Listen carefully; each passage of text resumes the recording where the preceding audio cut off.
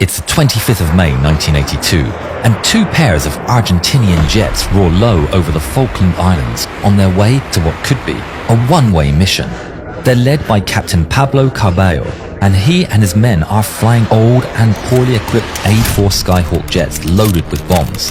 Their mission is to destroy the British ships HMS Coventry and HMS Broadsword. The Argentinians have captured the Falkland Islands, or the Malvinas as they call them, and they need to destroy the ships if they're to hold on to them. The Argentinians know that two ships have moved closer to the islands to cover ground troops, islands that give them the chance to approach undetected by British radar. Entrando a tu rango, no escalen por ninguna razón. The Skyhawks fly as low as they dare, hugging the contours of the island as they reach the enemy's radar range. The two ships are equipped with advanced anti-air missiles and powerful radars which have been devastating to the Argentinian planes. The only way to evade detection is to stay low. On board HMS Coventry, Captain David Hart Dyke has his men on high alert. British Special Forces have warned him that the Argentinians have recently launched on a mission, but he's unaware that this time, his ship is the target. 4 detections on the radar screen confirms his worst fears. Full contacts bearing 225, range 30. Captain Hart Dyke immediately orders the crew to action stations and alarms blare on both ships. And swiftly, the mighty Sea Dart's surface-to-air missiles turn to bear. The Skyhawks, at the same time, approach Pebble Island and hug its contours. With expert flying, the Argentinians become invisible to the British radar, and on the Coventry, the contacts disappear. Contacts lost over Pebble Island. It's precisely what Captain Hart Dyke feared. Pebble Island is too close. The Sea Darts have a minimum range, so now they'll only be able to fire once, if they're lucky. Hart Dyke gets on the radio to Broadsword. Broadsword, what is your status? HMS Broadsword is equipped with shorter-range Seawolf missiles, better suited for a close-range fight. On the Skyhawks, Carballo brings his men as close to the ships as he can under cover of the land. His planes have no radar and no warning systems, but at 10 nautical miles distance, they can see the British ships. Comenzando el ataque. Buena suerte, capitán. He and his wingman, Lieutenant Carlos Rinque, make the charge and accelerate to maximum speed while skimming the waves. Aboard Coventry, the two Skyhawks immediately light up their radar. 2 hostiles bearing 192 low level. To add to the confusion, a British Harrier jump jet reports in. It's in the firing zone. Captain, friendly aircraft 20 miles out. A British plane and enemies in the same airspace. Should he fire? In a split-second decision, he chooses the missiles. Turn the Harrier away. Shoot missiles. But the operators still can't get a lock. The Argentinians are flying extremely low, mere feet from the sea. Carballo's canopy is covered in sea salt as he soars through the spray, so low that the radars struggle to track them. Aboard the Coventry, the men's hearts race as they see the enemy getting ever closer. The Sea Dart missiles are failing to lock. Captain Hart Dyke feels the dread of a wrong decision, praying for Broadsword's Seawolf missiles to do the job. Aboard Broadsword, the men can see the targets. The Skyhawks are flying so close, the Seawolf's radar detects them as a single aircraft.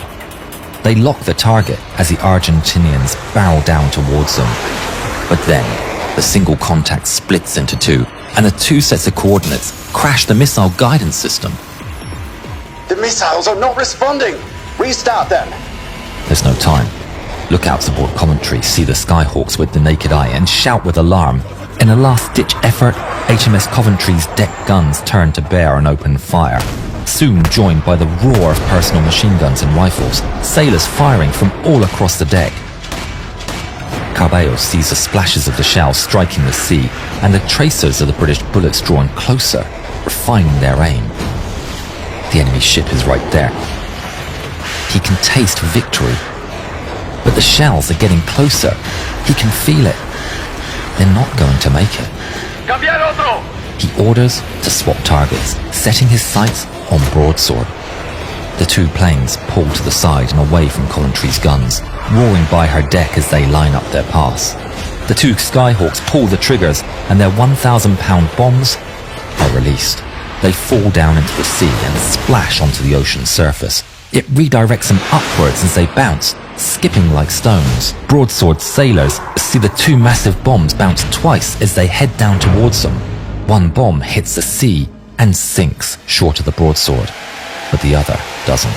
It punches straight into the side of broadsword. It's deflected upwards and it bursts out of the deck. It flies on, tumbling as it falls into the sea, without exploding. Cabello is dismayed, but they're not done yet. Coming in behind them is the second flight of First Lieutenant Mariano Angel Velasco and Ensign Jorge Nelson Barranuevo. They are equipped with less powerful but more reliable 250-kilogram bombs. Aboard the British ship, they now see all four contacts on the radar, and Captain Hartdyke orders an immediate turn to starboard to allow the missiles to fire at all contacts. Coventry's missile operators get a lock on Velasco, and the Sea Darts turn directly towards them. Shoot! There's a bright flash on Coventry's deck, and the missile rockets out in a plume of smoke. Just as it does, Velasco and his wingman fly lower and lower over the water. They disappear from the British radar, and the missile goes straight. The sailors are aghast as the missile loses track and flies away. Velasco sees the missile fly off 500 meters to his right, but his eyes are locked on HMS Coventry. As he fast approaches, Broadsword, meanwhile, is restarting the missile systems as the Skyhawks fly in towards them. Sailors nervously stare at blank screens as they're on a race between the Skyhawk and the rebooting computers. Come on! The screens come to life and the sailors get to work. The Skyhawks are detected and appear on the Seawolf radar. The launches turn and the target is locked. But then, on their screens, they see HMS Coventry sail directly in front of the launcher. The Coventry is in the way! In their rush to cover all targets, they've blocked the only missiles that could actually fire. The Broadsword's captain tries to maneuver to get a clear shot, but it's just too late. In the Skyhawks, Velasco and Barranuevo are approaching their target. On the Coventry, Captain Hartdyke orders all turrets fire at will. Cannons and machine guns join in, firing with everything they've got at the incoming planes. The main 4.5-inch gun is sending its shells towards the sea. The men realize the sights are misaligned, but that's not the only malfunction. At the same time, the 20mm anti-air gun jams. The men desperately try to fix it as the Argentinian planes close. In a desperate attempt, sailors all across the ship open fire with their rifles. The sea churns and splashes as everything the British have is directed towards the advancing Skyhawks. But it's all too late. Echo over the intercom, and commanding officers order everyone to hit the deck. Men jump for cover and hold on, waiting for the inevitable. Velasco sees the enemy ship fill his view and pulls the trigger. His A4's 20mm cannons are unleashed, spraying a volley of lead across the ship's deck and superstructure. He holds the trigger down as long as he can. Then he releases his payload. The bombs fall away, arcing lazily across the air before slamming into HMS Coventry with force. They punch through the hull, the impact echoing through the ship as two almost hollow thunks. But there's no explosion. The second A4 roars overhead without dropping its bombs, the payload failing to release. Seconds drag on. The men start to get back up, looking around with fear and confusion. A voice comes through the intercom reporting damage, but they never get to finish their sentence. The bombs detonate. Two huge explosions rock HMS Coventry. In the air, the Argentinian pilots are elated to see smoke pouring from the Coventry. They've done it.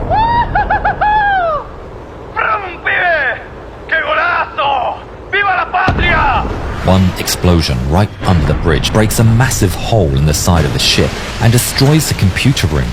The fire moves up through corridors and blasts through the operations room, where all the operators and Captain Hartdyke were working.